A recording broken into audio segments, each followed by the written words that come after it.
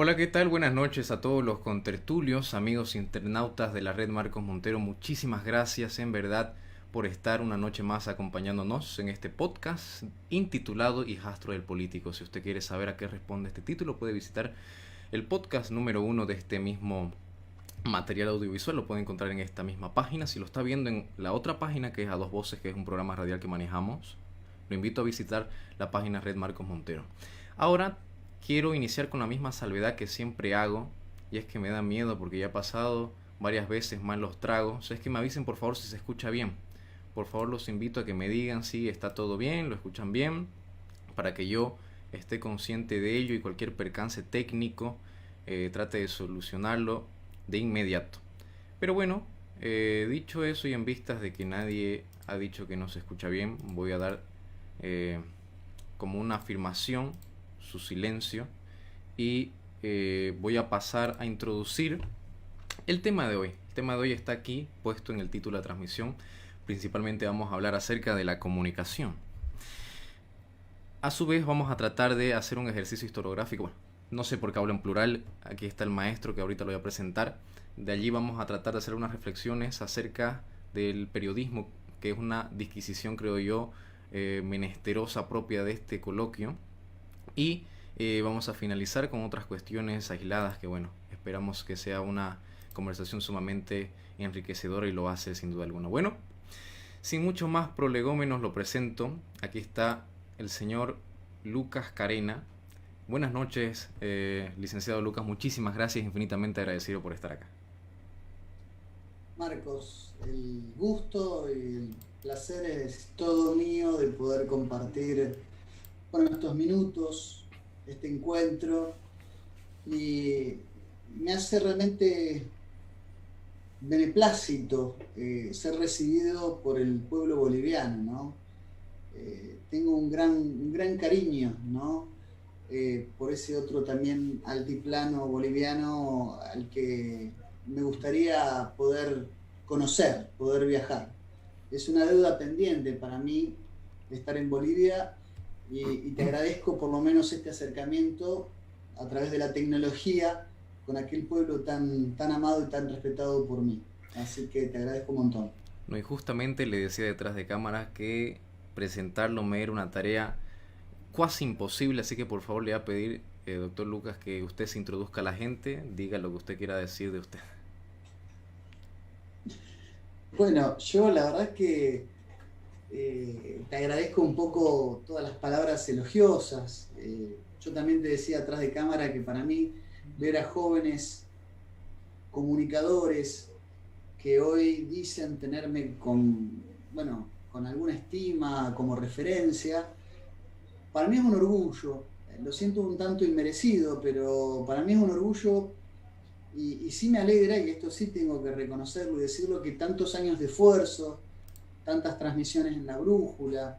Nosotros viajábamos 300 kilómetros para ir a transmitir de los estudios del TLV1 y ver que todo aquel esfuerzo, después de un tiempo, se convierte en frutos frondosos, ubérrimos.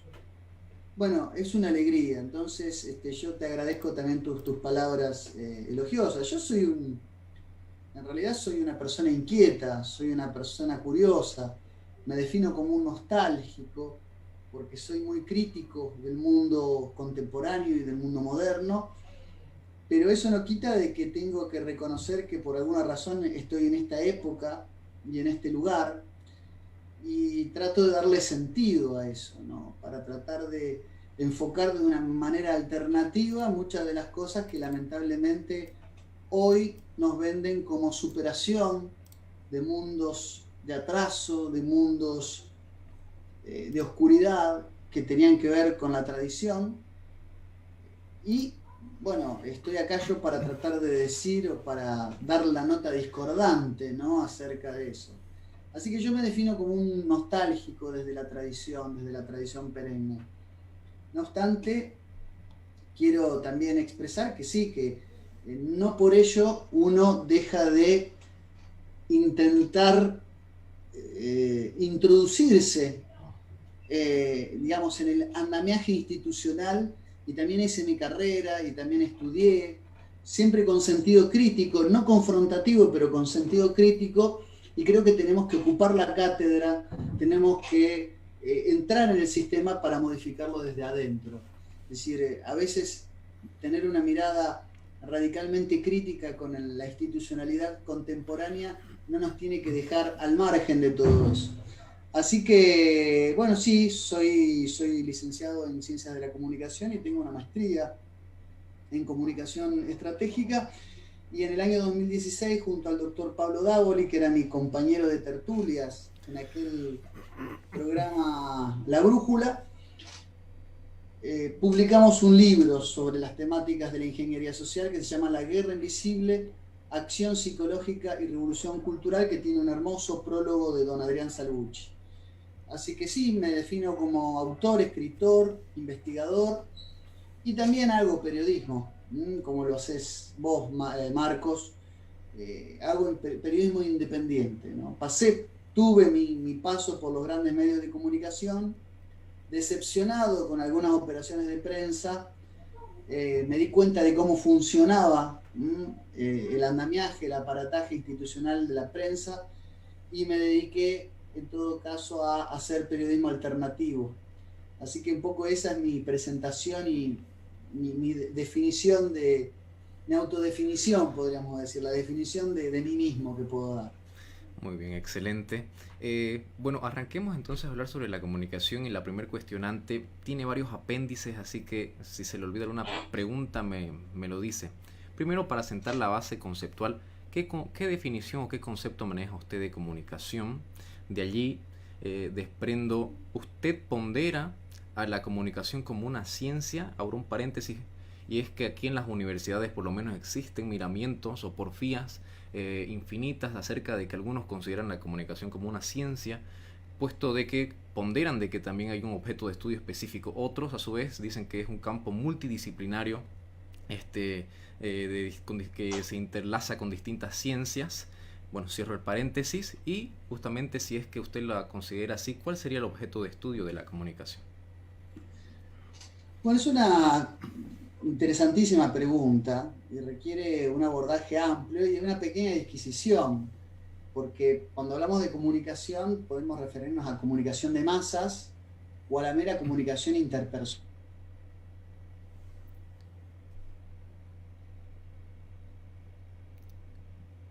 Bueno, creo que se ha ido un momento el internet con el señor Lucas. Su propia epistemología. Es decir, cuando un saber está inmiscuido en su propia epistemología, yo creo que hay saber científico. Es decir, cuando genera su propia epistemología. Es decir, hay corrientes de pensamiento de la comunicación, hay distintas miradas de la comunicación que se pueden enfrentar, que se pueden poner en diálogo, y por esa razón yo creo que hay ciencia de la comunicación. Podría ser un saber técnico, no estaría mal. Y eso no le sacaría jerarquía a la comunicación. Podría ser un saber técnico, pero para mí es un saber científico. Yo en particular adhiero, o me gusta mucho, acá tengo un libro, ¿no?, de Paul Watzlawick, que se llama Teoría de la Comunicación Humana, que le da justamente un enfoque, un bagaje epistemológico que a mí me sirvió mucho, sobre todo para escribir mi tesis de maestría, que tiene que ver con los aportes de la psicología interpersonal de la Escuela de Palo Alto. De hecho, el libro Paul Watzlawick, se lo dedica a quien fue su introductor y su maestro, que fue Gregory Bateson. Es decir, es una Escuela de Palo Alto en California, le debe prácticamente su ser fundacional a Gregory Bateson. y hace un lindo resumen en el prefacio diciendo, te leo una pequeña cita: a partir de 1945, año de la publicación de los primeros trabajos de Wiener, ¿no?, y Rosenbluth, Norbert Wiener, recordemos, es el autor de La comunicación desde una perspectiva de la cibernética, de la Kibernetes, de Shannon y Weaver, que son los autores del modelo telegráfico, teoría matemática de la comunicación, emisor, mensaje, receptor, etc. Y de von Bertalanffy. Recordemos que Ludwig von Bertalanffy es de la teoría de los sistemas. Proliferó una producción científica vasta y multifacética. Por una parte, se desarrolló la teoría de la información, de base notoriamente tecnológica, centrada en el estudio de las condiciones ideales para la transmisión de información y en los límites y las perturbaciones de los sistemas artificiales de comunicación. La teoría lineal, la comunicación como acto, ¿no? Por otra parte, se expandió el campo de la comunicación de masas, por eso esa disquisición que yo decía que hay que hacer, centrada en el estudio de las características y los efectos de los medios masivos de comunicación. Finalmente, y gracias a las contribuciones del notable antropólogo y epistemólogo inglés Gregory Bateson, a quien este libro está dedicado, y de sus diversos investigadores del Mental Research Institute de Palo Alto, California, Estados Unidos, se fue perfilando la base conceptual del modelo interaccional o pragmático de la comunicación humana, centrado ya no en el estudio de las condiciones ideales de la comunicación, sino en el estudio de la interacción tal cual se da, de hecho, entre seres humanos. Y este libro arroja una serie de axiomas, por eso yo le recomiendo a los estudiantes leer a Paul Watzlawick, una serie de axiomas, productos de la observación empírica de interacciones comunicacionales, como el hecho de la imposibilidad de la no conducta. No es posible el no comportamiento, y acá de esto se desprende el axioma de que no es posible la no comunicación. No se puede no comunicar, siempre comunicamos, por decir uno básico. Pero acá presenta la comunicación como lo que es. La comunicación es conflicto. La comunicación es algo difícil y que tiene que haber un acto de voluntad. Cuando yo quiero realmente entender algo, tengo que poner un acto de voluntad para poder comprender, interpretar al sujeto hablante. No concibo la comunicación como ese aspecto idílico de la democracia deliberativa, en el sentido de Jürgen Habermas y su séquito, entre los que está Karl Otto Appel, que hablan de la comunicación como la comunidad de los hablantes que logran el entendimiento. Yo soy más bien de entender a la comunicación como algo conflictivo, algo corrugado, dificultoso, árido. Y a mí me gusta mucho esta idea, esta noción de la comunicación a partir de una serie de axiomas, pero sobre la base de la observación.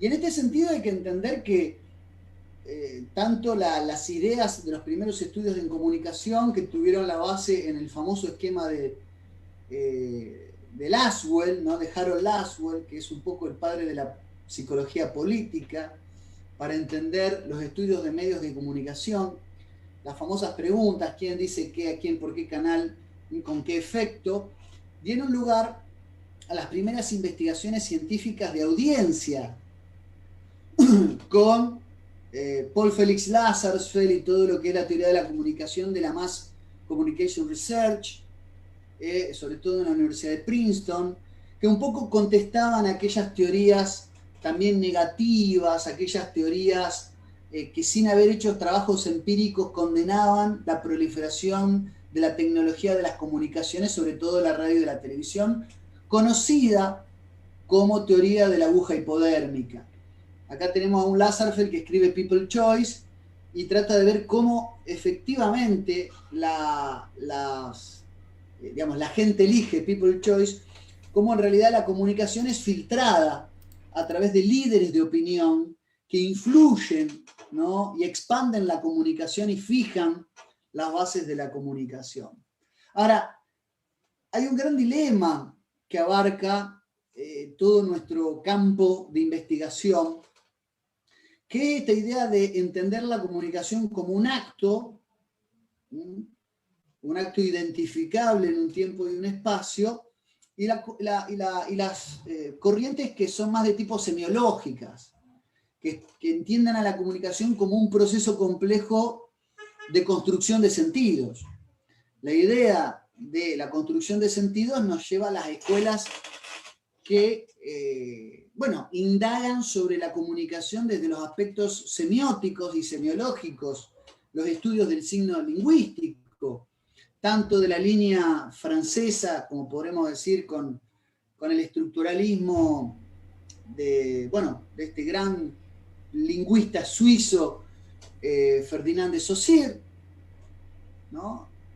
Creador de la ciencia de la sociología, de la semiología, perdón, y después con la línea norteamericana con Charles Sanders Peirce y su famosa tricotomía de los signos, que a mi criterio en las universidades se lo enseña a Peirce sin haber pasado por los aportes de un alemán, Gottlob Frege, que es el verdadero autor de la ciencia de la semiótica. Era un lógico, matemático, pero que fue el primero para mí en preguntarse por los signos lingüísticos. Es algo que significa algo para alguien, según esta línea. Y después, todo el desarrollo postrero, Jemslev, qué sé yo, David Easton, todo lo que, por la cuestión sistémica, no digo, pero sobre todo lo que tiene que ver con los aportes de Roman Jakobson, que une un poco el modelo telegráfico de la comunicación, emisor, mensaje, receptor, pero con los aportes de la lingüística estructural. Los aportes de Roman Jakobson para mí son realmente notorios y fundamentales en este sentido. Pero, insisto con esto, la comunicación es una ciencia, para responder a tu pregunta. Lo que pasa es que es una ciencia cuyos múltiples abordajes aún generan un fuerte debate en el campo epistemológico acerca del objeto de estudio. Tiene un objeto de estudio amplio. Obviamente que es la comunicación humana, la comunicación interpersonal, el objeto de estudio. Lo que pasa es que ahí estamos en un problema, ¿no? Porque es muy difícil, y esto es lo que explica muy bien a mi criterio la teoría interaccionista, es muy difícil salirse del lenguaje y de la comunicación para explicar el lenguaje y la comunicación. Es como un juego de cartas. Yo estoy jugando con las mismas cartas, yo puedo estar jugando al truco, que es un juego muy argentino, y de pronto con las mismas cartas jugar al chinchón o jugar algún otro juego de naipes, como puede ser el tute remate. Ahora, para poder darle significado a los elementos que componen cada juego, tengo que poder ponerme de acuerdo, en última instancia, con mis interlocutores acerca de que estamos jugando al mismo juego, porque el valor de las cartas es uno u otro de acuerdo al juego que estemos jugando. ¿Qué pasa con la comunicación humana? Que la comunicación humana es un conjunto de reglas como los que componen un juego de naipes, pero del cual no podemos salirnos para hacer la metacomunicación explicativa de la propia comunicación. Nosotros no podemos enajenarnos y ponernos por encima de la comunicación para poder explicarla con la objetividad necesaria como podemos observar un objeto material para analizar sus partes componentes. Ese es el gran problema de la comunicación, el nivel metacomunicativo para convertir a la propia comunicación en un objeto de estudio susceptible de ser analizado. Entonces el debate epistemológico requiere entender todas estas aristas porque todos comunican, todo sujeto parlante es agente, sujeto y objeto de la comunicación. La comunicación nos atraviesa a todos y también se generan las falsas expectativas de que porque uno estudia la comunicación necesariamente es un experto a la hora de comunicar. Es como si se le pidiera que a un médico, es decir, no se enfermara nunca por ser médico, por estudiar la salud o cómo evitar la enfermedad. Digamos, también ese aspecto idílico que los comunicadores nos vemos permanentemente obligados a rebatir. Es también un poco esa postura que se genera, esa falsa expectativa del experto en comunicador como necesariamente alguien que comunica todo de manera fácil, sencilla y entendible para todo el mundo. Esto no es así, ¿no? Esto no es así. Es como pedirle a un bombero que nunca jamás se le incendie la casa, ¿no? Esto no tiene por qué, o sea, tenemos las mismas dificultades, arroja y abreva en las mismas dificultades la comunicación para todos. Lo que hacemos, los que estudiamos comunicación, es tratar de mirarla de una manera distinta, analizar la comunicación de una manera un poco más objetiva, tomando distancia y utilizando ciertas metodologías para poder comprenderla de una mejor manera.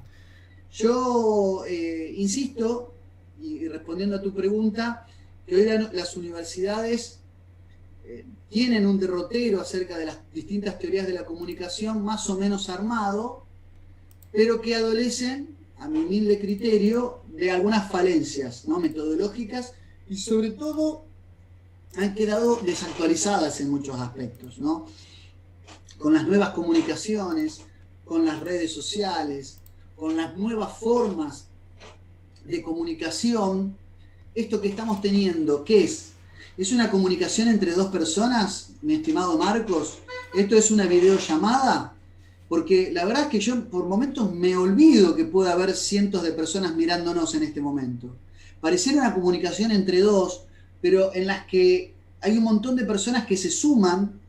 Por eso ahora aparece el webinario, el conversatorio, y aparecen nuevas formas de comunicación mixta, en la que nosotros no estamos en un estudio de televisión, no estamos haciendo un periodismo para una población masificada, para una audiencia, para una muchedumbre, para el vulgo, para la turba. Nosotros estamos hablando entre dos personas como si no hubiera nadie en el medio, pero sabemos que nos pueden estar mirando muchas personas en este momento.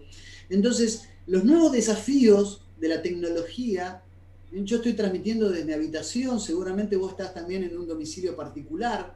Estas nuevas formas de comunicación implican nuevos desafíos, nuevos interrogantes, nuevas indagaciones para las cuales la teoría de la comunicación, tal como se enseña en las universidades, ha quedado a mi criterio vetusta, obsoleta, caduca.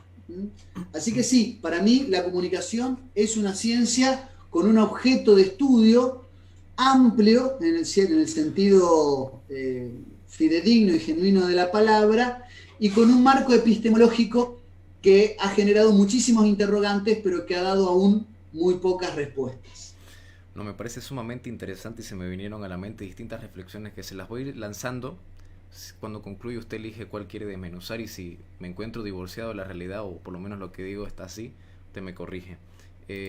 Primero, pero estaba acomodando. Bueno, no, algo que quería decir es que me parece interesante, sobre todo cuando habla de la comunicación per se. Creo que quien hace es que no se podría hacer un aporte porque esto es todavía pretérito, pero Aristóteles, por ejemplo, en la retórica, ¿no?, en sus primeros 3 capítulos, si no me equivoco, da una definición de, por ejemplo, de lo que es la retórica, y si no me equivoco, circunscribe la retórica en un marco en el cual simplemente son aquellas armas de las cuales se va a valer ella para ponderar cómo al final o ulteriormente se va a decir algo, ¿no?, se va a comunicar. Luego, por otro lado, quienes reflexionan alrededor acerca de lo que usted dijo del probablemente hombre masa, por ejemplo el señor Ortega y Gasset, pero quien me parece que hace otro análisis interesante es el señor Marshall McLuhan, ¿no?, en Aldea Global, sobre todo, cuando haciendo el paralelo de lo que, por ejemplo, después dijo Hayek, que es una rama distinta, pero por ejemplo, quien es solamente economista va a ser un mal economista. Aquí Marshall McLuhan, en un sentido holístico, dice que el hombre masa no es que sea un ignorante, sabe, es como un técnico y actúa como un sabio ignorante, con la arrogancia propia de aquel que se cree sabio, ¿no? Entonces, sumamente interesante eso, y quería soltarle otras dos reflexiones, y en base a estas dos quería que usted me responda. La primera es una reflexión que se la escuché decir al señor Miguel Ángel Bastos, si no me equivoco, en una ponencia que él dio en el Instituto Juan de Mariana, en la cual, en un sentido igual holístico, dice de que las ciencias de hoy en día están siendo utilizadas, o por lo menos el incentivo, el aliciente para que las personas las estudien, es que una vez controladas estas mismas ciencias, entiéndase la astronomía, la matemática, la sociología, la comunicación, van a ser utilizadas en última instancia para dominar. Entonces ven a estas materias o a estas ciencias como instrumentos de ulterior dominación.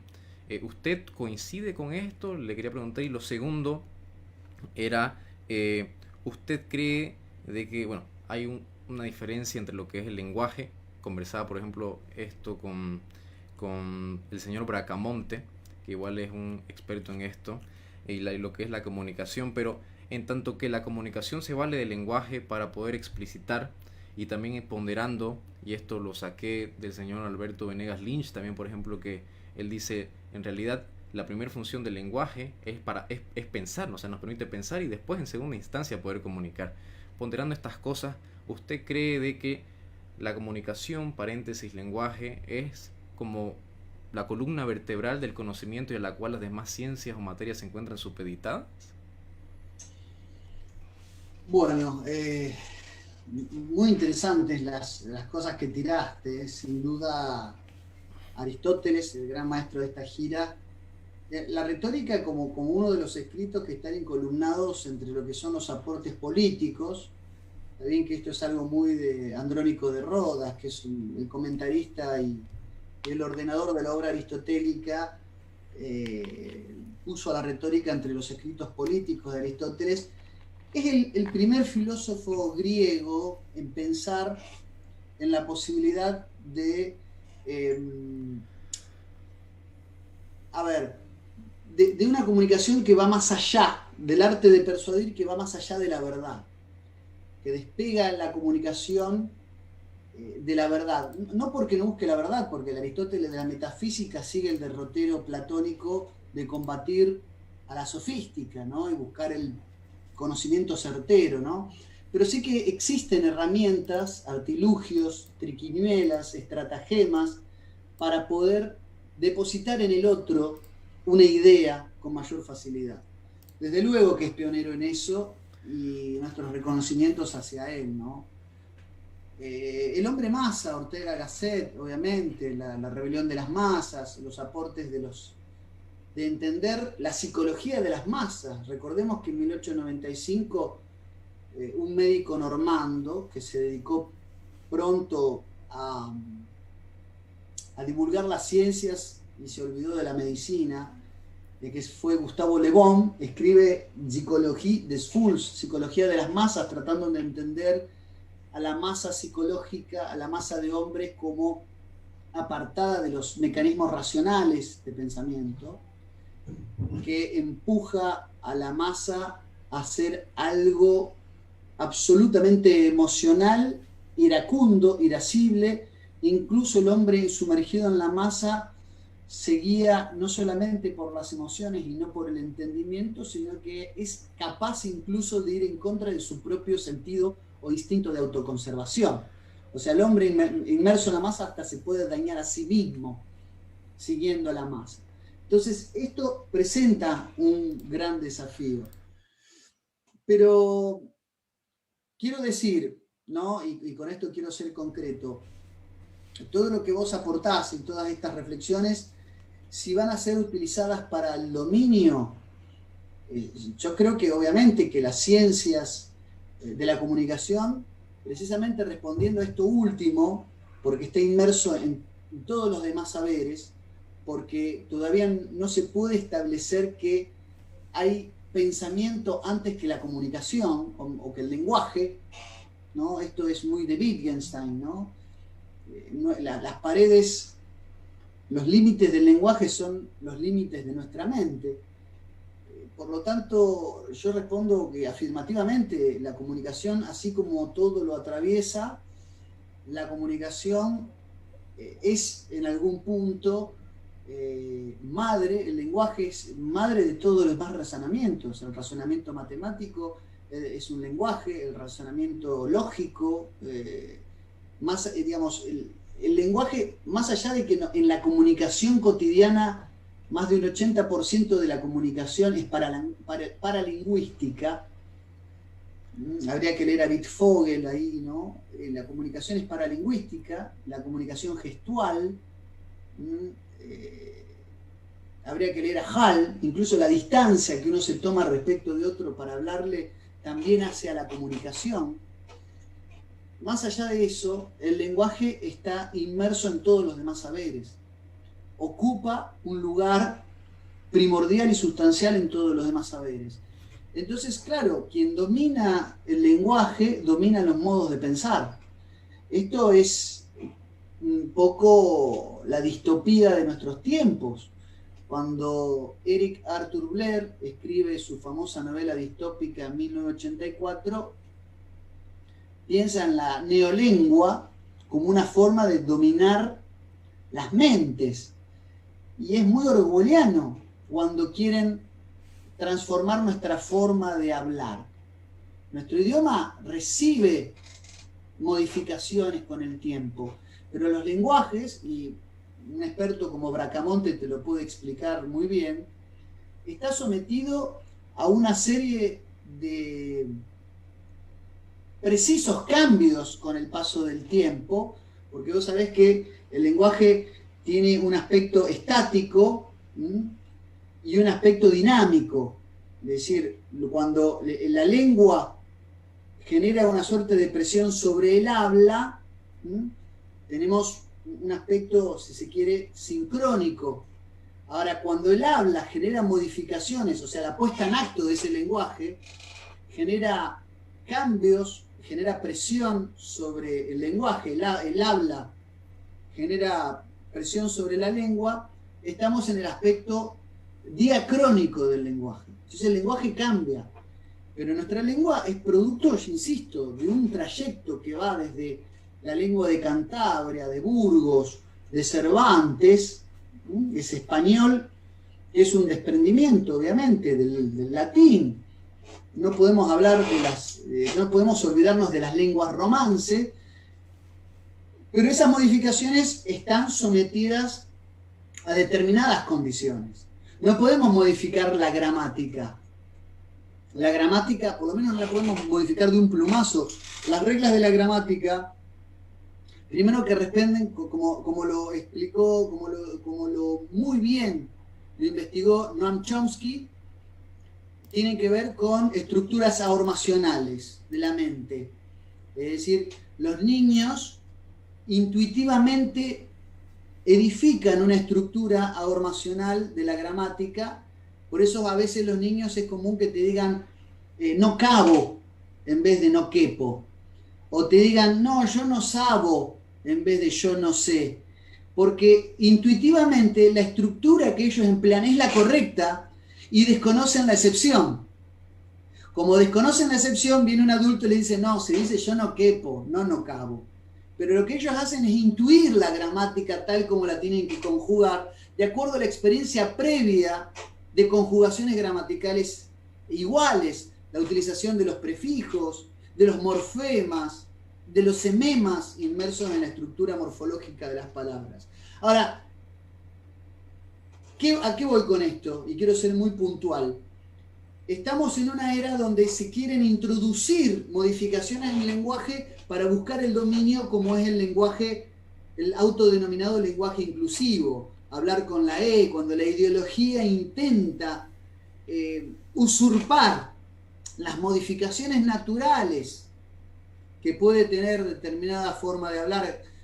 Si no, no tendríamos lunfardo acá en Argentina. Acá en Argentina utilizamos un montón de palabras que no formaban o no forman parte de la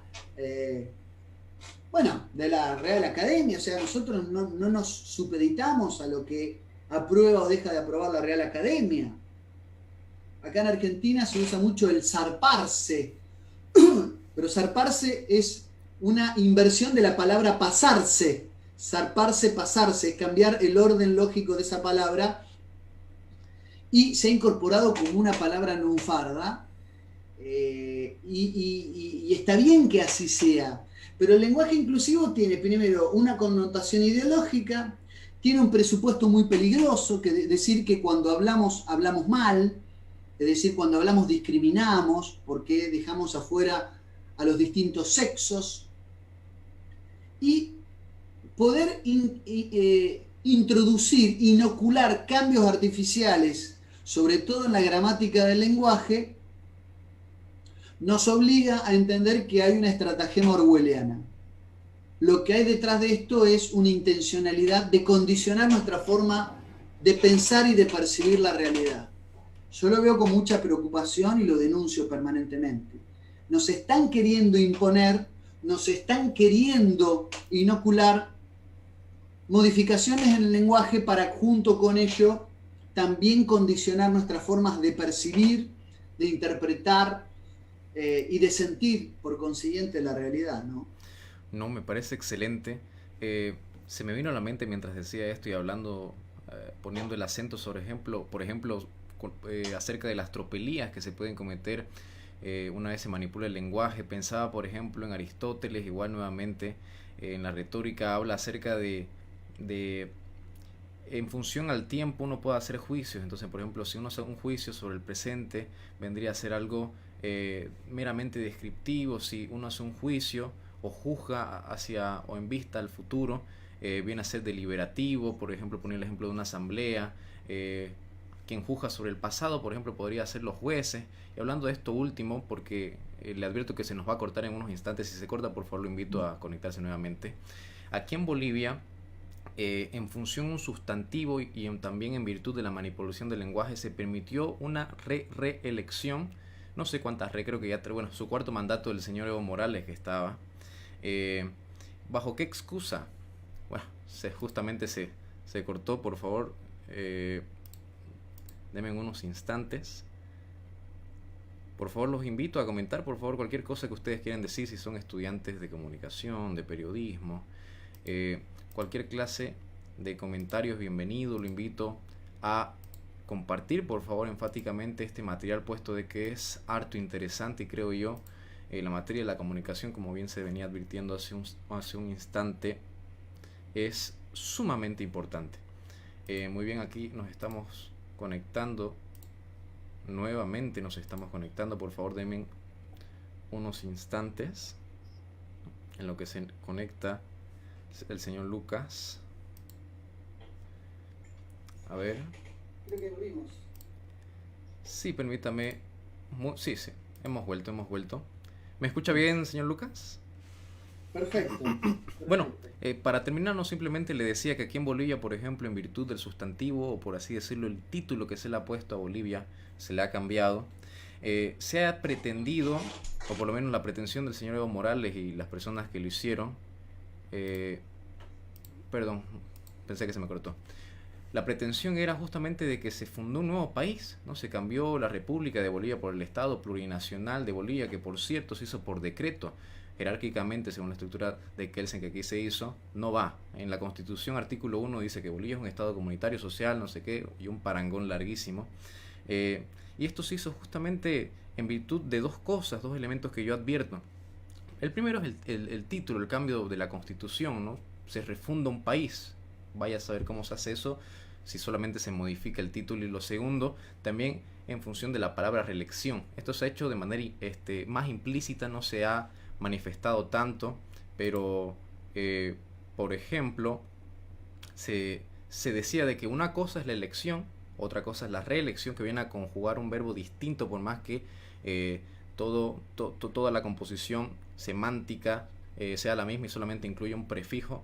Y la reelección es otra cosa y la reelección es otra. Entonces se hacen bastantes cosas extrañas, ¿no? Una vez se modifica el lenguaje. Y si quiere hacer algún comentario respecto a esto, también le quería añadir la pregunta en este espléndido ejercicio historiográfico que hace en TLV1 cuando resume toda la teoría de la comunicación en 15 minutos. Usted habla acerca, y me interesa, de la aguja hipodérmica. Otro comunicador, periodista, que es Nicolás Moraz, con quien usted pudo conversar, advierte de que esta justamente es la teoría presente en los medios tradicionales de comunicación. ¿Usted está de acuerdo con esto? Sí, la teoría hipodérmica es una metáfora, ¿no?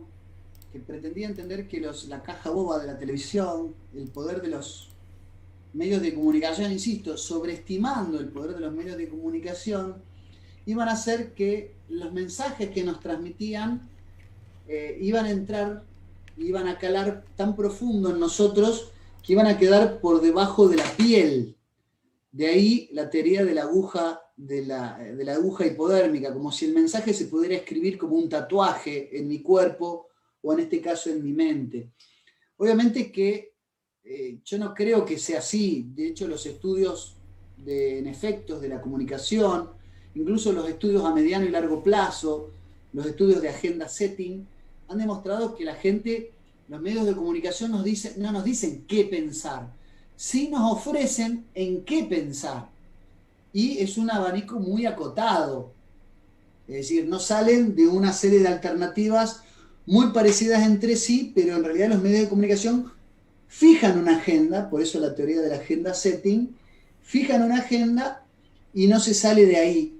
Ahora, nosotros tenemos el suficiente espíritu crítico para a veces cuestionar la teoría de la espiral del silencio que generan los medios de comunicación. Me estoy refiriendo a Elizabeth Noel Neumann, que hablaba de que la comunicación direccionada, incluso la falsificación de las estadísticas, como decía Walter Lippmann en Public Opinion, en ese famoso libro donde decía que había que hacer encuestas falsas para direccionar a la opinión pública, siempre entendiendo que la opinión pública no es la opinión publicada, no es lo mismo.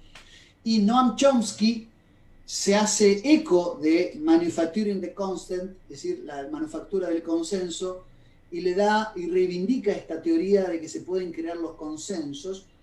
Yo no creo que haya una teoría hipodérmica vigente en los medios de comunicación, al contrario, creo que los medios de comunicación están en su peor momento de falta de credibilidad, están dando manotazos de ahogado cuando los medios alternativos y las redes sociales están fijando una agenda alternativa. Por eso la necesidad de fact-checkers, esto de las fake news y esto de la censura y la persecución en los medios alternativos, por un lado. Yo lo que creo que asistimos, sí, es a un periclitar de los medios masivos de comunicación, de los medios históricos. Como decía Eliseo Verón, la televisión histórica está a punto de morir, está agonizando, está en un estado de agonía. Pero sí creo que el dominio del lenguaje sigue siendo, como vos ponías el ejemplo de Evo Morales en Bolivia, cómo han utilizado el indigenismo como una estrategia de entrismo multicultural para destruir la base nacional boliviana.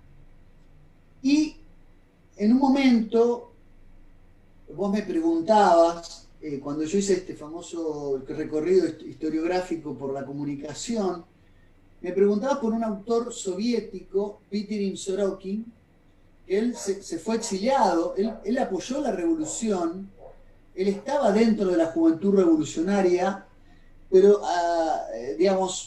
recordemos que la revolución es en 1917, en octubre, según el calendario juliano, el octubre rojo, pero recién la Unión Soviética se crea en 1922, y Lenin, Vladimir Ilich Ulyanov, más conocido como Lenin, muere en 1924, muy poco tiempo después, con el ascenso, esto va a terminar con el ascenso de Joseph Yugashvili, más conocido como Stalin, en el poder de la Unión de Repúblicas Socialistas Soviéticas. Él se va a Estados Unidos horrorizado por las propias consecuencias de los 3 primeros años de revolución, que los soviéticos habían confesado haber matado 2,5 millones de almas humanas para llevar adelante la revolución.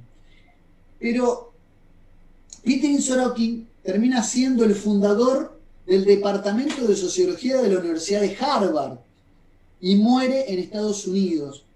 Y en una obra muy interesante, creo que se llama Achaques y manías de la ciencia moderna, explica cómo se puede instaurar una idea en la sociedad. Acá entramos en el terreno de la ingeniería. Y hablaba de 4 pasos. Hablaba de la estrategia de simplificación. Hay que tratar de ver a la historia y al mundo no como multicausal y complejo, sino como unicausal. Darle a todo una unicausalidad explicativa de las cosas. El segundo paso es la estrategia de polarización. Todo debe ser pensado de acuerdo a buenos y malos, ¿no? Opresores y oprimidos. Todo tiene que estar determinado por una estructura bicéfala, como el monstruo bifronte de Jano, para tratar de instalar una idea en la sociedad, porque las ideas bicéfalas son más fáciles de comprar por la población. Nos gusta y nos facilita a nuestras mentes perezosas mirar la realidad en clave buenos y malos, lindos y feos. Hay como un infantilismo de la sociedad de masas de mirar la cosa de manera miope y por partida doble. Entonces tenemos simplificación, dialectización o polarización, emocionalización es el tercer paso, es decir, tenemos que meter discursividades que apelen a las emociones, tenemos que hacer que las sociedades sean pura emoción y absolutamente nada de razón. Y un cuarto paso es incorporar la cuantofrenia y la testosmanía. La cuantofrenia es dibujar toda esa realidad, darle los oropeles de cifras numerolátricas para condecorar todo con un broche de oro, con una cereza del postre, que sería algún número terrible, número de desaparecidos, número de un genocidio, números de alguna estadística que tenga un impacto emocional, siendo consecuentes de la premisa de la emocionalización que vino antes. Y la testomanía, hacer intervenir la información que viene de los centros científicos. Hoy vivimos en pandemia y lo que tenemos es cifras de muertos y un conjunto de científicos que están vía burocracia internacional gestando los destinos de la humanidad. Es decir, la testomanía es esta idea de que como la ciencia lo dijo, un informe reciente de la ciencia lo dice, buscar que la prueba científica termine de corroborar una determinada situación sobre texto en realidad de una excusa retórica para instalar una idea. Entonces tenemos simplificación, polarización, emocionalización, cuantofrenia y testomanía, al decir de Pitirim Sorokin, y lo que hacen los medios de comunicación, mi estimado Marcos, a lo que se dedican los medios de comunicación, y en esta situación pandémica ha quedado demostrado de manera patente, como decía Tomás de Aquino, la verdad es demostrar patente lo que es la correspondencia entre la cosa y el entendimiento. Los medios de comunicación se dedican a cumplir las 4 premisas que Sorokin establecía necesarias para introducir ideas en la sociedad. Introducir el miedo, introducir el pavor, introducir la ataraxia, introducir el desconcierto, introducir la parálisis social, introducir la crispación y el atomismo entre los ciudadanos, que estemos todos peleándonos entre nosotros, incentivar la cultura de la delación, que nos filmemos con el teléfono, mirá, allá hay uno que no está usando tapabocas, no está usando barbijo, que nos delatemos entre nosotros, que nos convirtamos nosotros mismos en nuestro propio dispositivo de vigilancia panóptico. El nuevo panoptismo no es el de la arquitectura de la cárcel moderna, como establecía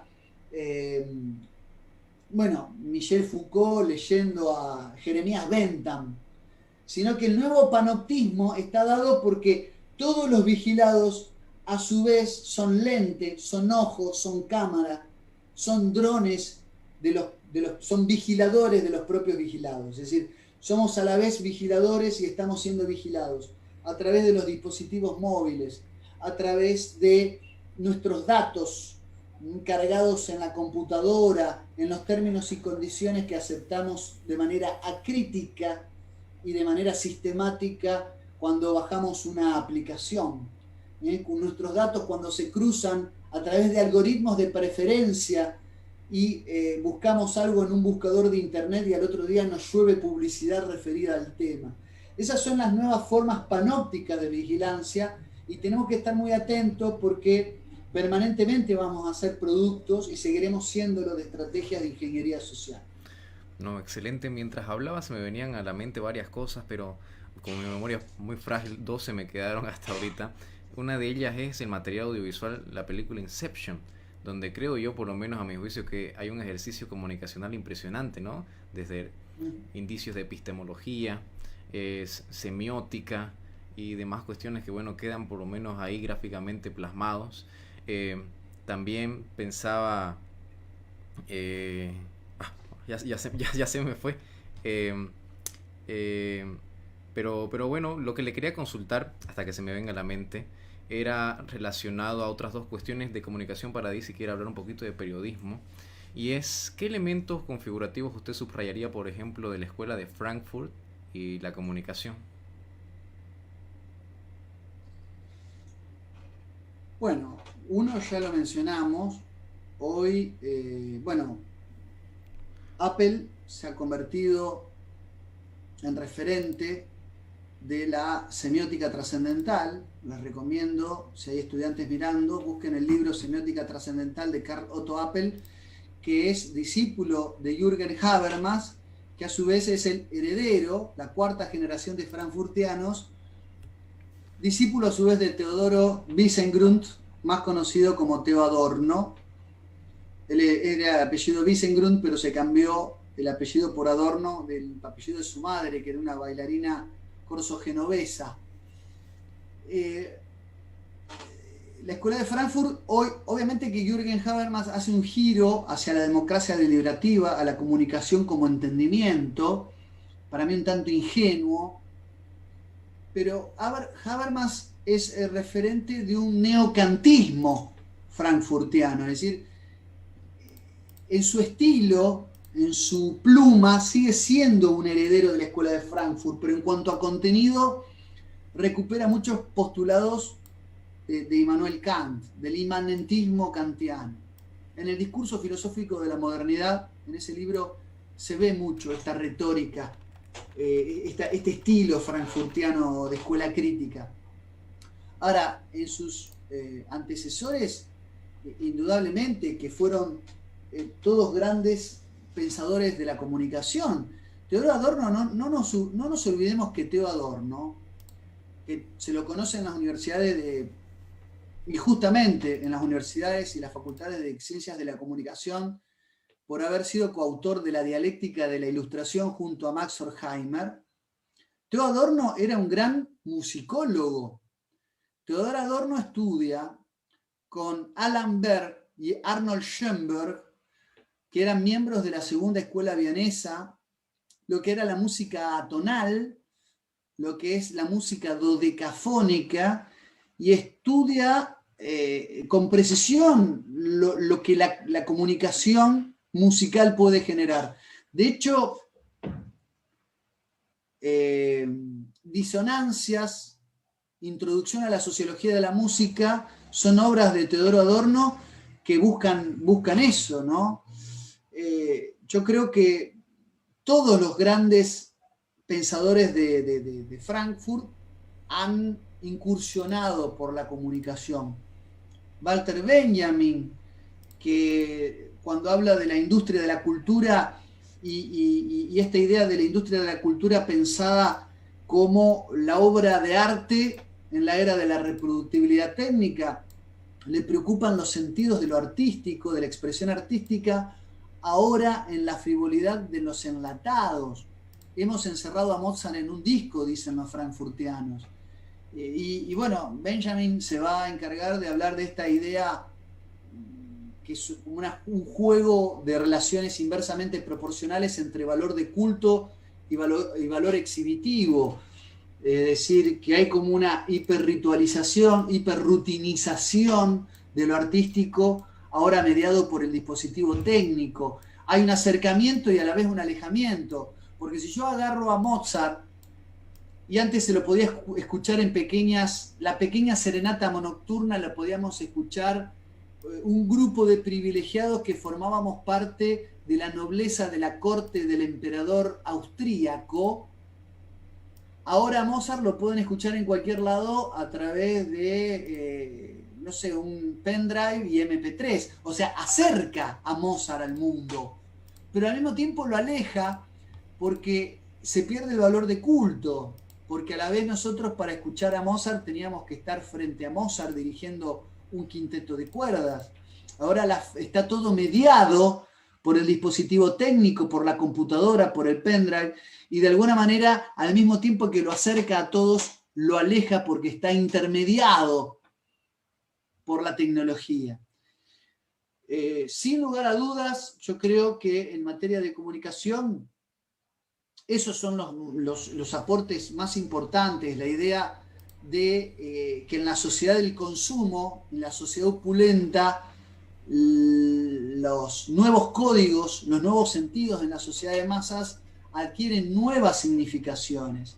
Ahora, el lado B, el lado oscuro de la escuela de Frankfurt, es que todos los frankfurtianos no solamente lo escribieron en Frankfurt, sino que escribieron exiliados cuando se destruye la República de Weimar. Recordemos que el Instituto para la Investigación Social se crea en 1923 en el campus universitario de la Universidad de Frankfurt, pero la mayoría de sus miembros terminan escribiendo afuera de Frankfurt y afuera de Alemania.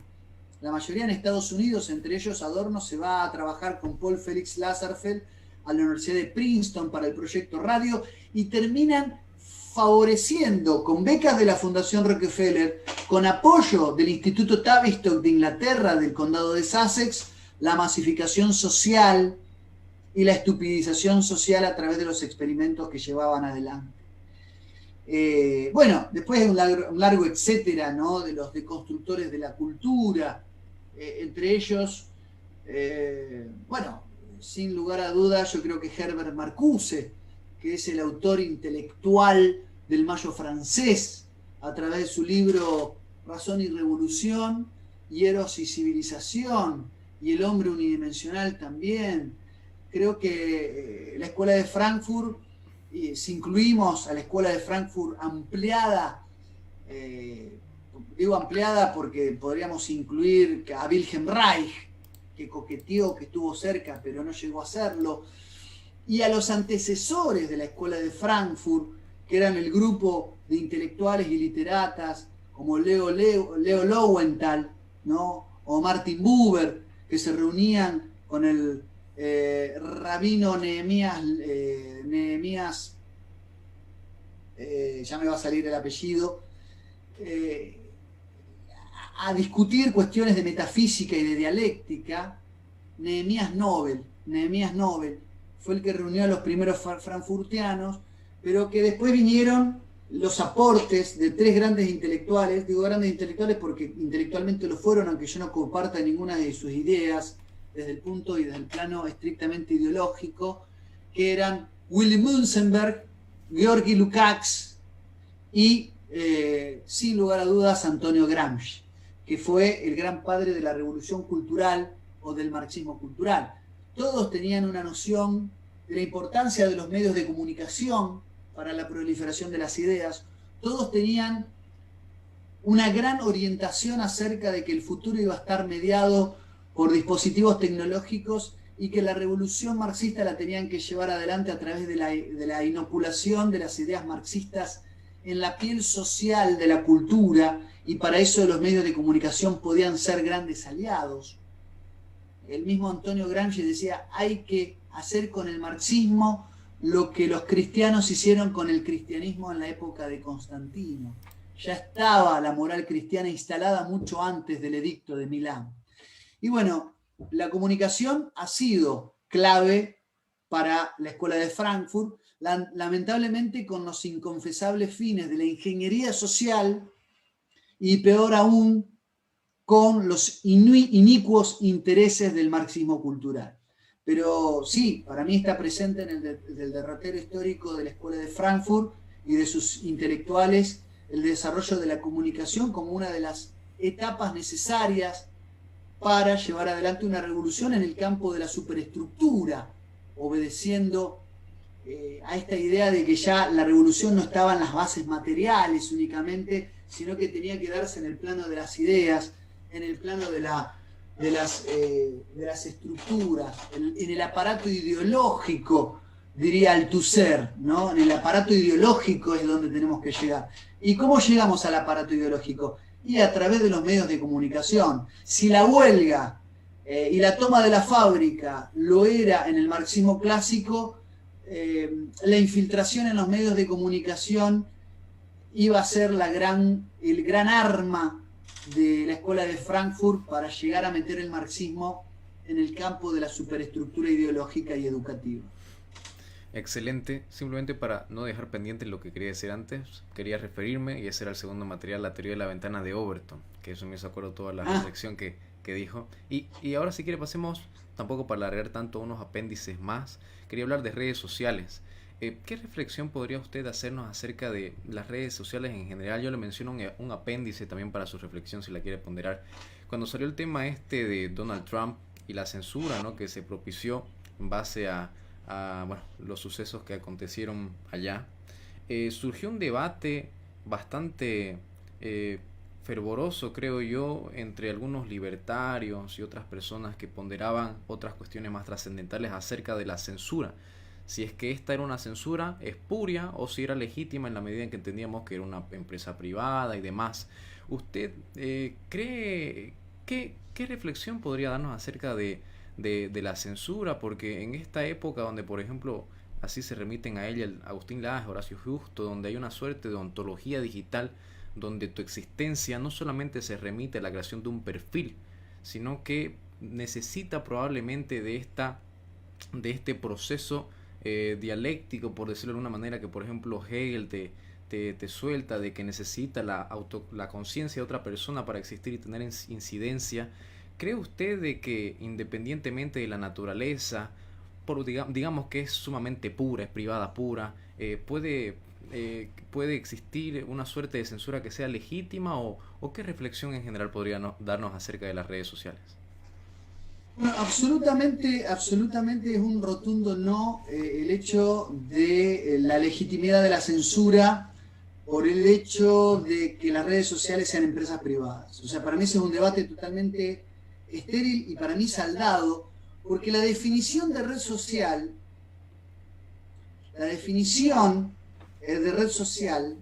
y el concepto de red social, lo que le dio origen, era precisamente que el privado no editorializaba sobre los contenidos de la red.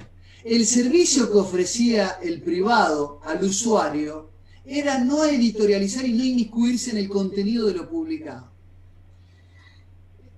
Vuelvo a repetirlo para que se entienda.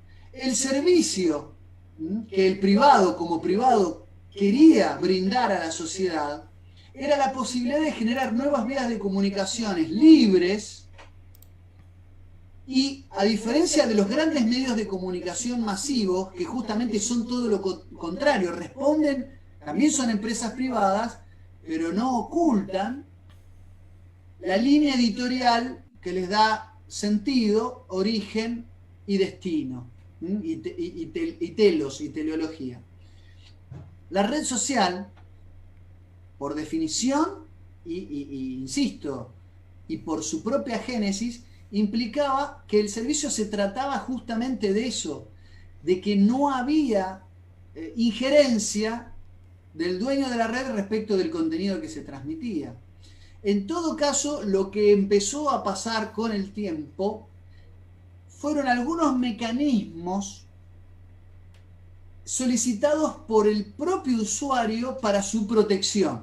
Por ejemplo, ciertos mecanismos de bloqueo ante una situación de acoso, ciertos mecanismos de, si se quiere, censura ante una situación de hostigamiento, ante una situación de escrache público sin fundamento o prueba fehaciente, la violación de la intimidad. Resulta que una persona, no sé, se la vio haciendo algo indebido y es filmada y subida a las redes. Bueno, más allá de que lo que estaba haciendo era delictivo, el daño que le podía provocar ese escrache público sin mediación de la justicia podía ser aún peor. Entonces, la red social fue adecuando sus políticas para que los usuarios que estén protegidos y se sientan tranquilos a la hora de usar las redes sociales.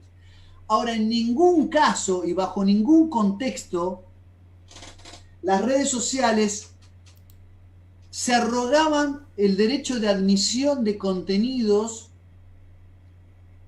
respecto de la posibilidad de que una información sea falsa.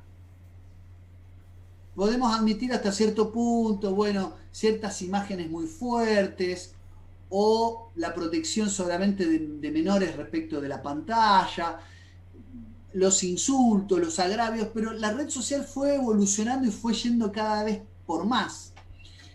Y lo que vivimos y a lo que asistimos con esta situación, entre comillas, de emergencia establecida por la pandemia, es que las redes sociales dejaron de ser lo que les había dado su naturaleza compositiva, llamada a ser una red libre, social.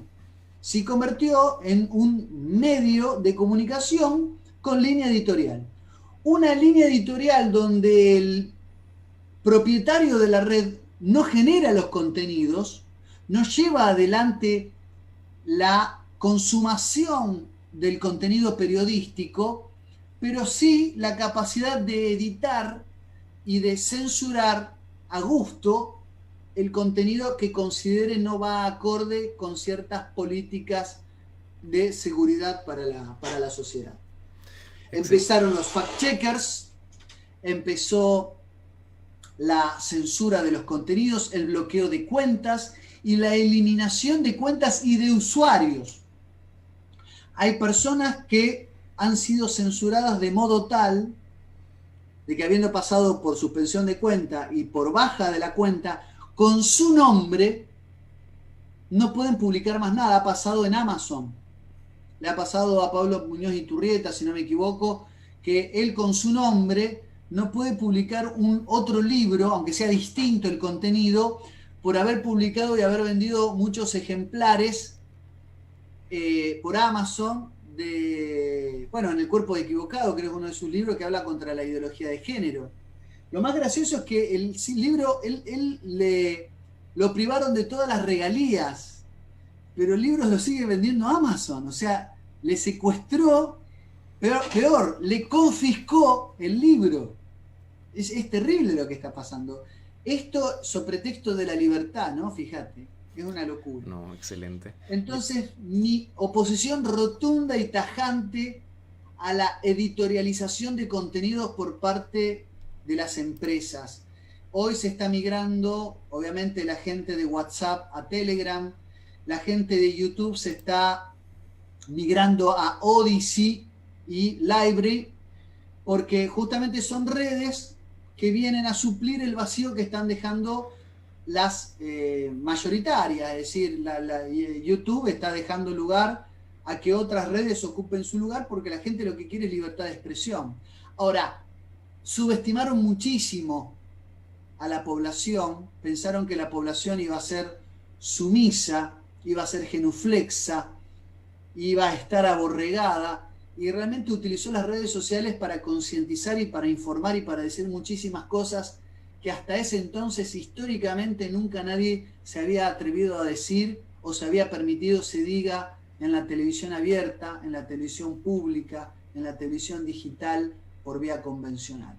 Entonces para mí ha sido un gran avance, un gran logro. Le hemos torcido el brazo al sistema a través de las redes sociales. No podemos descansar en eso. Está a las claras que la estrategia de censura es un manotazo de ahogado agónico por lo que han generado los nuevos contenidos alternativos a través de las redes sociales. Pero creo que no es suficiente.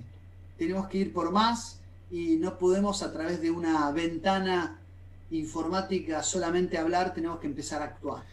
De todos modos, creo que haberte respondido en este punto el rol que tiene y deben tener las redes sociales para ser tales, si no serán otra cosa. Claro. Serán comunicaciones interpersonales abiertas, como decíamos al principio. No, por supuesto. Yo siempre suelo hacer un panegírico, capaz de manera equivocada, y por eso me interesaría saber su opinión y reflexión al respecto. En virtud del periodismo de opinión e investigación, si bien probablemente el nombre, el sustantivo periodismo nos remite a periódico, que es aquella persona que de manera periódica sube una información, yo pondero en demasía, creo, una premisa que nos enseñan aquí en las aulas donde nos dan cátedra de comunicación, que es cualquier intento de objetividad no deja de ser subjetivo. Quisiera que usted también me dé su reflexión y usted cree que, tal vez es muy fuerte el epíteto, pero vendría a ser una suerte de degeneración o no estar a la altura el periodismo de causa en el que te muestra una información estática, probablemente sesgada en comparación a lo que es el periodismo donde ya se fundamenta, hay trascendencia. A ver, mi estimado Marcos, el periodismo actual, tal cual los vectores con los que se presentan históricamente, es un verdadero desastre. Las radios siguen ocupando tiempo de aire para decir el clima y la hora, información que hoy podemos tener con cualquier dispositivo móvil. Mirá si nosotros vamos a necesitar que la radio nos diga el clima en la calle o nos diga el pronóstico extendido para la semana entrante de cómo va a estar. Es decir, ellos no han acusado recibo de que las nuevas generaciones no tienen idea de lo que es la programación pautada, estructurada de los medios de comunicación convencionales. Hay estadísticas que muestran que los medios convencionales son consumidos por personas mayores de entre 60 y 65 años para adelante. Nadie más mira televisión, escucha la radio, lee periódicos en doble tabloide, con cintillo, bajada, titular. Yo creo que estamos en una situación de cambio de era en materia de comunicación, estamos en un salto, pero que todavía no se ha terminado de comprender, sobre todo por aquellos que pretenden y quieren y creen marcar la agenda setting de los contenidos. La televisión y el periodismo en general es un desastre. Es decir, son paneles de relleno, de estupidización, donde se mezcla el entretenimiento con problemas de alcoba. No hay un aporte investigativo en absoluto. Se habla de banalidades, se pretende que 2 o 3 locutores, porque ni siquiera tienen formación periodística, locutores, sigan leyendo el teleprompter y tienen titulares sobre lo que realmente importa, ¿no?, del día. Y los medios hoy para acceder a la información son otros. Los medios de comunicación están mostrando tan cabalmente su derrota que tienen que ayornarse a los tiempos de Twitter. Es decir, uno se entera por Twitter lo que pasa en el mundo y los medios de comunicación tienen que poner titulares o hacer noticia y comentar lo que tuiteó tal o cual político, tal o cual estrella, tal o cual artista. Entonces, primero, hay un problema de tiempo, el procesamiento de la información, las redes sociales, la inmediatez de las redes sociales no pueden ser superadas ni siquiera igualadas por los medios convencionales. Y la veracidad, el filtro de la televisión y de la radio, en realidad lo que buscan es sesgar, estapar, incluso invertir la tónica y las tópicas de la noticia. Entonces yo en realidad lo que estoy es esperando que la muerte de los grandes medios de comunicación sea temprana. Es en el único caso en el que estoy a favor de la eutanasia, que es que los medios de comunicación convencionales mueran lo más rápido posible, que se apague, que cierren la persiana, que se fundan los grandes diarios y digan no tenemos nada que aportar a la ciudadanía, nosotros damos las buenas noches y hacemos un paso al costado. La información tiene sus propios canales, sus propios circuitos, y hoy quienes generan contenido no son, sin lugar a dudas, aquellos petulantes y oropeleados periodistas de traje y corbata que transmiten información sin procesar y muchas veces sin chequear también, como si fueran autores o coautores de la verdad. No, magnífico. Creí, señor Lucas, que estábamos en el vespertino de la conversación, pero ya veo que vamos hora y cuarto, así que vamos a ir cerrando. Le pido por favor, para no robarle tampoco tanto tiempo, de que nos conectemos nuevamente porque se va a terminar en un minuto para ir cerrando al Zoom. Eh, Vamos a hacer una pequeña transición, por favor, estimados amigos, los invito nuevamente, encarecidamente, a compartir este material. Compártanlo por favor porque es sumamente interesante, por lo menos así lo creo yo.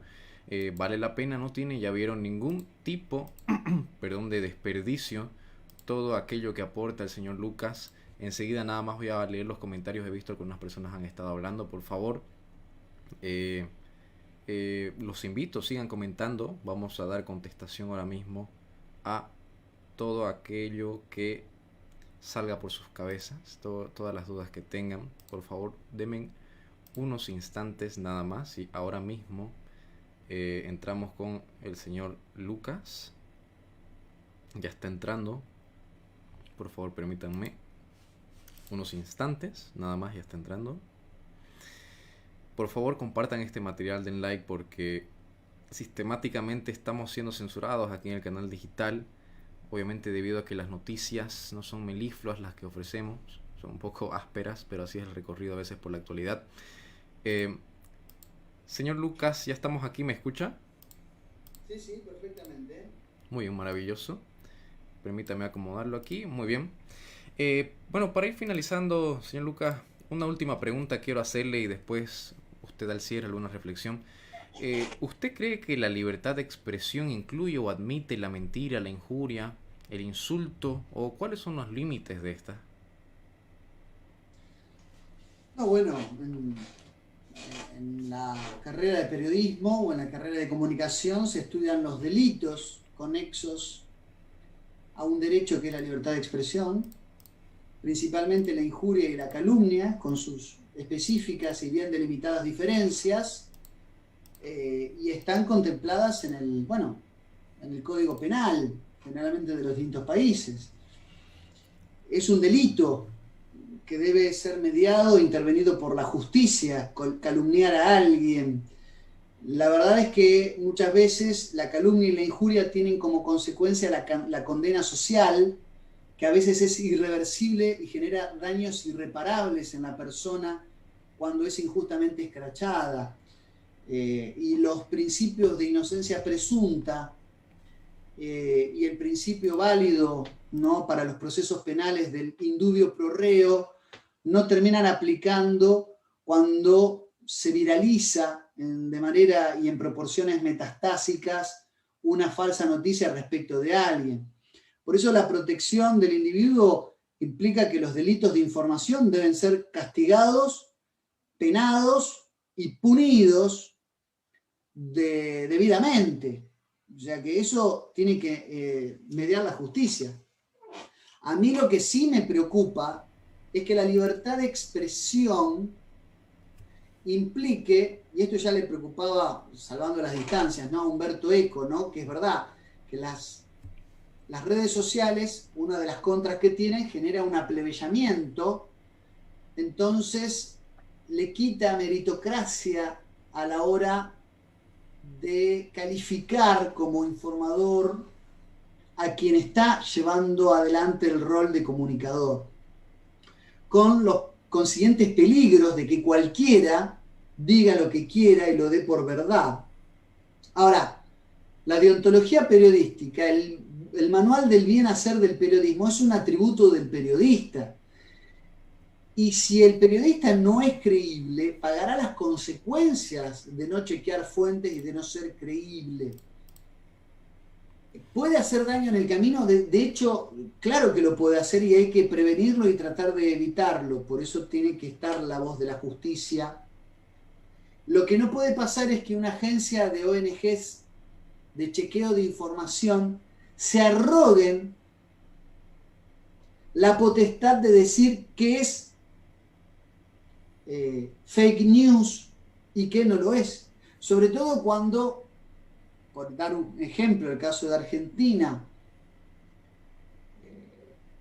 la página de Chequeados, una fundación que persigue fines espurios, que tiene apoyo de George Soros, de la Embajada Británica, enemigos históricos de la Argentina, son las que generan el control de la fake news y terminan diciendo y arrogándose la potestad de determinar qué noticia es buena y qué noticia es falsa.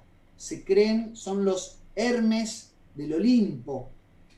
Entonces, yo creo que está bien tener control sobre lo que se dice y responsabilidad de lo que se dice. No creo que todo sea válido a la hora de comunicar. Creo que está en la responsabilidad también del que consume información saber en quién deposita su cuota de confianza. Hay, insisto, un exceso y una proliferación de los canales de comunicación, pero también hay un aplebeyamiento de la comunicación. Ahora todos pueden comunicar y por supuesto los peligros de que alguien informe mal o desinforme son más grandes. Eso desde luego. Pero nada dice que los medios de comunicación, que son, insisto, un desastre, hayan informado bien. Han recortado la realidad de manera escandalosa, pavorosa, y se han mostrado impertérritos muchas veces a no hacer las fe de ratas correspondientes, a no dar los derechos a réplica correspondientes cuando han informado mal, cuando no han consultado fuentes. Hay experimentos que se han hecho con medios de comunicación de inmiscuir. Acá hay un famoso periodista radial, digo famoso, ya no sé cuánto le quedan los medios de comunicación, Mario Pergolini, que se jactaba de haber metido en las radios, en su momento de radio, falsas noticias y ver cómo se daban por ciertas y se multiplicaban con un efecto dominó impresionante, noticias que no tenían absolutamente ningún asidero ni sustento de fuentes. Entonces, sí, siempre es la tensionalidad que van a tener los que hacen, los que queremos hacer periodismo. Proteger a las fuentes, pero al mismo tiempo tenerlas y que sean reales. Tenemos que proteger a las fuentes, tenemos que darle cierta inmunidad a las fuentes para poder tener acceso a la información de calidad, pero al mismo tiempo tenemos que tener el compromiso de que las fuentes realmente existan, no inventar la casuística y no decir que tenemos información de fuentes que no son más que la propia imaginería y la propia fantasía de uno. Sí, los peligros están, pero para eso tiene que intervenir la justicia. Para eso están los mecanismos de acción y de reacción judicial ante aquellos que hacen uso y abuso de la libertad de expresión. La libertad de expresión es un derecho inalienable, impostergable, indelegable, pero puede llegar a hacer mucho daño. Como dicen, las palabras son balas, ¿no? Y pueden generar mucho daño. Excelente, señor Lucas, le agradezco infinitamente. Para concluir, le quiero pedir nomás una última reflexión en virtud capaz del título de este podcast, que es Hijastro del Político. Alguna convergencia que usted pueda advertir entre la comunicación, el periodismo, la política, y quiero que pondere lo siguiente. Hoy es viernes, este domingo aquí en Bolivia hay elecciones subnacionales, es decir, se eligen alcaldes y gobernadores. ¿Alguna reflexión que usted quiera ofrecer a la gente, por favor? Lo que usted quiera decir, o si quiere saludar a alguien. Bueno, por supuesto que se ha dicho hasta el hartazgo que la prensa, que la comunicación constituye un cuarto poder, refiriéndose a los otros poderes convencionales de la política, ¿no? El ejecutivo, el legislativo, el judicial, como los tres poderes, y se ha hablado de la comunicación y de la prensa como un cuarto poder por su fuerza, por su influencia, por su peso. Hoy mucho más mitigado, atomizado, disgregado, pero tengo que decir creo yo que los vínculos entre lo político y lo comunicativo son realmente muchos. Durante mucho tiempo la teoría política abrazó un concepto de poder en el sentido hobbesiano-weberiano. Es decir, el poder era imponer la propia voluntad a otro bajo cualquier medio. Esa era la idea de poder que tanto tiempo por el cual se abrevaba en la teoría política. En determinado momento, una autora judeo-alemana, Hannah Arendt, habló del poder no en sentido teleológico, es decir, poder hacer cumplir mi voluntad a costa o imponiéndose a la fuerza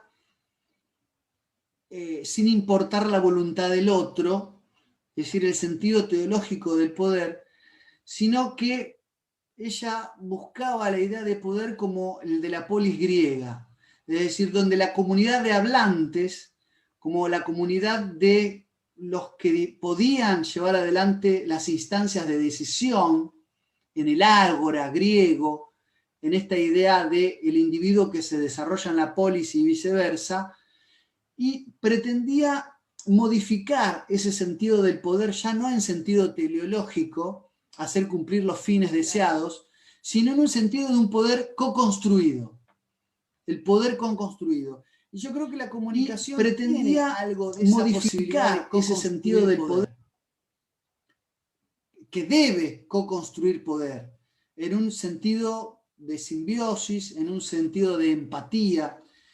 Entonces mi mensaje yo creo que es, digamos, si de algo sirve, en mi humilde opinión, que volvamos a entender que la comunicación hace al poder, pero no solamente porque el poder puede llegar a tener el monopolio de la comunicación, de los medios masivos de comunicación, sino que la comunicación es un factor necesario del poder, es causa y consecuencia a la vez del poder.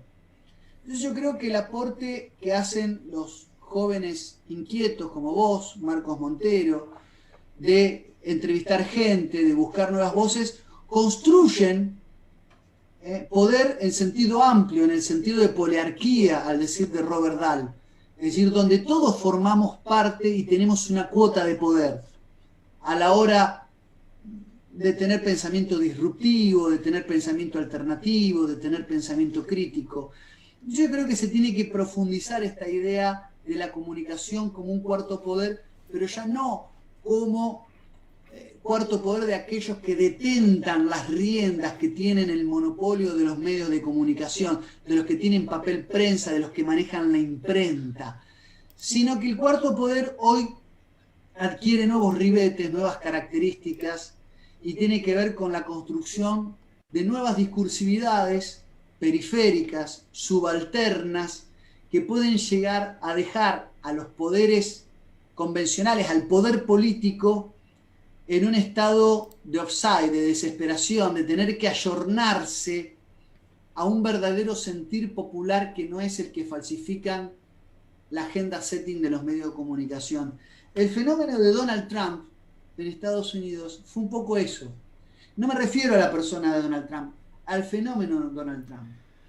La eliminación de barreras, la imposición de barreras arancelarias, la idea de construir muros, el proteccionismo económico, retirar marines norteamericanos de Irak, ¿no?, y de Irán para evitar la proliferación de guerras absolutamente innecesarias que nada tienen que ver con los intereses del pueblo norteamericano, que además se financian con los impuestos del trabajador norteamericano. Bueno, todo eso construyó un nuevo perfil, en este caso de un outsider, que es Donald Trump. Porque vos fíjate que Biden acaba de bombardear Siria junto a una gavilla de mendaces ampulosos que tienen todos premio Nobel de la Paz, desde Kissinger hasta Obama Bin Laden. Y Donald Trump que se enfrentó a la industria armamentística por no disparar una sola bala, por no iniciar durante 4 años ninguna guerra nueva, terminó con un impeachment, con un juicio político. Entonces, lo que han generado las redes sociales y los medios alternativos de comunicación es fortalecer ese espíritu de los pueblos, esa hora de los pueblos que han sido durante mucho tiempo silenciados, ¿no?, por la mentira, por los constructos de artificio que los medios de comunicación nos han implantado. Así que mi mensaje es ese, es seguir pensando a la comunicación como un cuarto poder, pero construido desde abajo, no desde arriba. Excelente, señor Lucas, de verdad le agradezco infinitamente toda mi gratitud por habernos brindado 1 hora y media de su tiempo, el cual puedo dedicarlo a cualquier otra cosa un viernes. De verdad, muchísimas gracias. He visto que le ha gustado muchísimo a la gente, hemos tenido varias personas conectadas, ahora mismo hemos alcanzado las 2000 y eso pese a la censura que bueno sufrimos aquí en el canal. Algunos mensajes, Octavio Marcelos dice: Lucas, genio. Joel Mejía Rojas nos pregunta acerca de un video al cual nos remitimos en la conversación. Bueno, lo voy a dejar, es una conversación que tiene el señor Lucas en TLV1, en la cual hace este ejercicio historiográfico de la teoría de la comunicación. Le voy a poner en los comentarios una vez lo suba. Bueno, Mariana, Luis Alberto, muchísimas gracias a todos los que han comentado. Los invito por favor a compartir, así como también lo más importante, a seguirlo al señor Lucas. Por favor, le pido que dé sus redes sociales, sus distintos libros, donde pueden encontrarlos. Bueno, me encuentran en Twitter Lucas Carena 6, ¿no?, que es un juego de palabras, Lucas Carena 6, como Lucas Carena dice. En Twitter me pueden encontrar en YouTube, el canal El Gibelino, donde hago transmisiones en vivo, conversaciones como de este estilo, todas las semanas, y algunos videos también editados, explicando algunos temas por ahí con mayor rigor y profundidad, en menor cantidad de tiempo. Me pueden seguir en Instagram, en Facebook, Lucas Carena 7. Yo creo que las redes sociales convencionales son las que más hoy le estoy dando bolilla. Estoy estrenando mi página en Odyssey Library, porque en cualquier momento mi canal de YouTube puede llegar a ser objeto y blanco de censuras. Así que sí, los invito a sumarse, a seguir construyendo juntos de manera también crítica y, bueno, con cierta reciprocidad con parte de la gente que me va guionando también qué temas quiere que abordemos en el canal, a sumarse también a esa comunidad de gente que me va ayudando y apoyando a mejorar cada día más a través de este periodismo alternativo que hacemos. Y bueno, mis libros también los encuentran por la plataforma de Lulu Press. Estoy escribiendo mi 5.º libro, pero los que están publicados, bueno, hoy La Guerra Invisible está solo por Amazon, la versión digital, pero mi libro Jesucristo, Príncipe Hiperbóreo, La conspiración de Medea, aborto, eugenesia y nuevo orden mundial, y La leyenda del Perón excomulgado, están todos en la plataforma de Lulu, los pueden encontrar ahí. Y si no, me lo piden a mí y veo la forma de hacérselo llegar en algún momento. Así que bueno, te agradezco a vos el tiempo, te agradezco la entrevista y la oportunidad de difundir mis ideas desde el humilde espacio donde me encuentro, que es mi canal de YouTube y las redes sociales que usan todo el mundo. No, muchísimas gracias a usted. En verdad vamos a tratar de hacer y sumar esfuerzos. Una empresa en la cual usted capaz venga a Bolivia, yo puedo ir, traemos bibliografía, porque la verdad no tienen desperdicio alguno sus libros. Y bueno, los invito enfáticamente a seguirlo del señor Lucas. El día de ayer tuvo una conversación sublime, que hablaron de filosofía, justamente de retórica. Los invito a verla. Y bueno, muchísimas gracias, señor Lucas. Espero que le vaya muy bien, que su hogar esté colmado de bendiciones, y hasta una próxima entrega. Un honor, gracias a vos, Marcos, y será hasta la próxima. Bueno, estimados amigos de la red Marcos Montero, así también a ustedes les agradezco, muchísimas gracias. Por favor, los invito a compartir este material, compártanlo, puesto de que, y lo subrayo, el alcance de la página, pese a contar con casi 500.000 de seguidores, está sistemáticamente siendo censurado, obviamente por motivos que responden al contenido que se sube. Pero independientemente de eso, les agradezco infinitamente, muchísimas gracias, y nos vemos en la próxima entrega, que la próxima semana vamos a tener mucha más actividad respecto al podcast Hijastro del Político. Mi nombre es Marcos Montero y espero que estén bien. Chao, chao.